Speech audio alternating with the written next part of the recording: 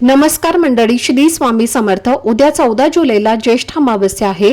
या दिवशी ज्येष्ठ महिन्याची समाप्ती होऊन पवित्र आषाढ महिन्याची सुरुवात होते। आपल्या हिंदू परंपरेमध्ये या दिवसाला विशेष महत्त्व दिलं जातं। या दिवशी भाविक पूजा, दान आणि विविध पारंपरिक उपाय करतात। अमावस्येच्या दिवशी मुलांच्या कल्याणासाठी केलेले काही पारंपरिक उपाय शुभ मानले जातात। या उपायांचा उद्देश मुलांच्या सुखासाठी, चांगल्या आरोग्यासाठी, शिक्षणातील प्रगतीसाठी आणि उज्ज्वल भविष्यासाठी ईश्वराकडे प्रार्थना करणे हा असतो।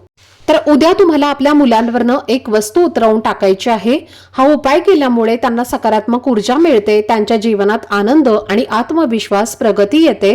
तर हा उपाय नेमका कसा करायचा, कोणती वस्तू वापरायची आणि ती मुलांवरनं किती वेळेला उतरवायची आणि त्यानंतर त्याचं काय करायचं याची संपूर्ण माहिती मी एका व्हिडिओमध्ये दिलेली आहे।